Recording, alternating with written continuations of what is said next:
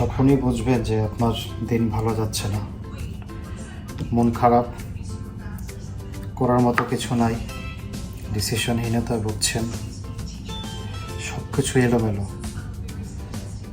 চট করে একটা কাজে লেগে যাবে না, সেটা হলো রান্না। রান্না পারেন আর না পারেন, রান্না করতে হবে। কেউ কেউ হ্যাপি হয় রান্না করে, কেউ কেউ হ্যাপি হয় শপিং করে, কেউ কেউ হ্যাপি হয় আড্ডা দিয়ে। আমার কথা যদি বলেন,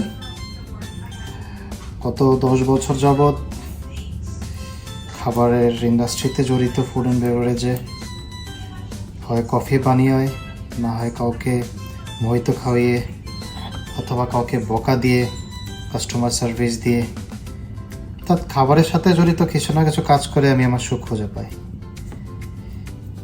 যখন সুখের আশায় ঘুরতে থাকি, তখনই মন চায় কিছু না কিছু করি, হয় খাই না হয় খাওয়াই। আজকে অনেক দিন পর আজকে কিছু একটা রান্না করতে যাচ্ছি। জানি না কেমন হবে, তবে চিন্তা করলাম যে যেহেতু অনেকদিন পর রান্না করতে যাচ্ছি, তো স্মৃতিতে রাখা দরকার। স্মৃতি রাখার জন্যই আজকের এই ব্লগটা করা। যেটা বানাতে যাচ্ছি সেটা হলো আলুর দম। আপনারা কম বেশি অনেকেই জানেন, চিনেন। হায়দ্রাবাদি আলুর দম, কাশ্মীরি আলুর দম, ঢাকাই আলুর দম, বরিশাল আলুর দম, নোয়াখালী আলুর দম, অনেক ধরনের আলুর দম আমরা চিনি, আমরা খেয়েছি, আমরা খাই এবং আমরা জানি। আজকে আমি যেটা করবো, এটা আমাদের বাংলাদেশি স্টাইলের কাশ্মীরি আলুর দম, অর্থাৎ একটু কাশ্মীরি এবং বাংলাদেশি মিক্স। তো প্রথমে আমি আলুটাগুলোকে 70% কুক করে, বয়েল করে, অ্যাকচুয়ালি 70% বয়েল করে আমি হাফ করে দিলাম।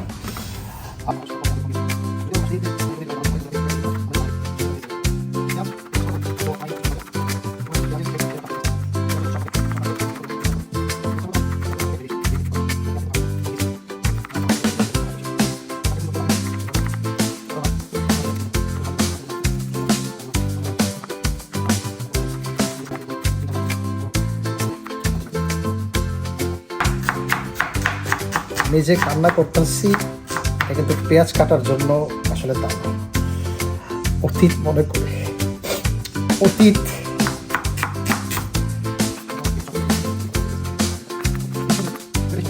আলুর দমের জন্য বড় এলাচ, সাথে ছোট এলাচ এবং স্টার অ্যানিস আপনারা দেখতে পাচ্ছেন। এইখানে আছে শাহি জিরা অল্প কিছুটা, ওকে। এখানে আছে 5 ফোড়ন, এইখানে আছে কাশ্মীরি চিলি।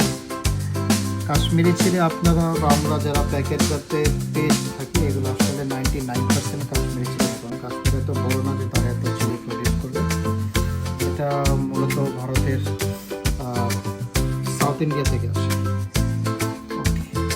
তারপর এখানে আছে জিরা, এইখানে আছে এইটাও জিরা, শ্রীলঙ্কান লং।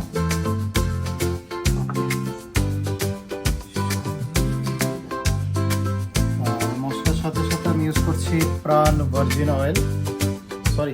মাস্টার্ড ভার্জিন, ওকে। আর এখানে আছে আমার ইয়োগার্ট মিল্ক। আপাতত এইটুকুই লাগবে আমার। আমরা এখন আলুগুলোকে শ্যালো ফ্রাই করব।